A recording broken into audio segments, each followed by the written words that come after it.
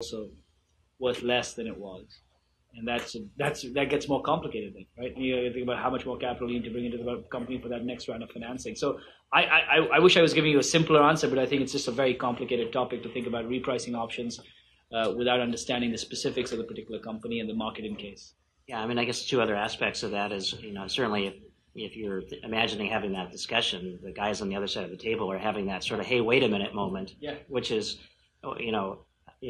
we all got in here together, and now you're going to get sort of your problem fixed, but I'm sitting here on the preferred side, and I put all the money in, and what's that all about? And so I do think you have to be kind of realistic about how that plays out. And the other sort of end of this discussion really is if you go out and raise more money and it is dilutive, your relative percentage of the company has gone down, and so then you have a different discussion, which is do you get topped off? Do you get more options to sort of get trued back up to your relative position before? And that one's actually even more fraught with a lot of different points of view because they're sort of saying, well, hey, wait a minute again.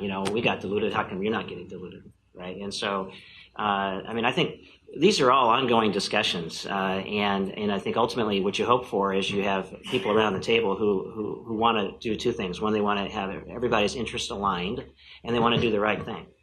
And if you start with that, then in some cases they're going to try to cut you a little bit of slack and try to work with you. In other cases, they're going to draw the line and say, come on, let's get real, guys. And I think your mileage may vary. Certainly mine has. From year to year and situation to situation. But you try to do that in a cooperative way and come up with something that makes sense. But ultimately, I think, in fairness to the process, again, this isn't a free lunch, and so there are consequences. And if things don't turn out well, you gotta take some of the consequences on your own. And if you don't, then you're not going to get a lot of sympathy from anybody, I don't think. So at Aminteri, or perhaps one particular way we dealt with that issue at one point is, as a management team, we went to the board, and as you say, you're signed up for the job, right? So we said we need to reprice options. We have a retention problem. We have an incentive problem. So we're only going to do it for rank and file, right? The executives aren't going to participate. Right. Yeah, and that's a very good point. And I think you're sort of separating the problem into different buckets and getting done what you can get done for your key people, your sort of mainstream employees. That's a great way to at least make some progress. Talking about the specific instance of a down round, the investors saying, hey, I put in all this cash. But, after several years, you've also effectively taken a below market salary. So you all been in together. They've put in their capital. You've effectively put in your capital. As a CEO of a public company of any reasonable size, you're making between $350,000 and $400,000 a year plus bonus. In a private company, you'll be, like you said, $200,000 plus or minus. So effectively, you're investing anywhere from $150,000 to $200,000 a year in that entity. And now, the market changes.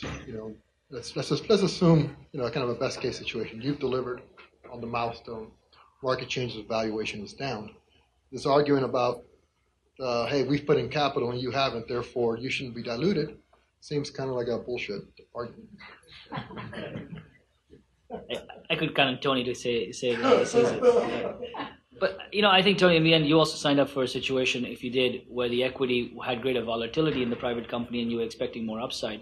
You got bit by volatility on the downside, maybe, and that's sort of the way the market works out. I think in this situation compensation is a result of performance and management. It is not it's not a thing on its own. So I think if the investors feel that you've created value, then you work it out with those investors, right? I think it comes down to performance and management.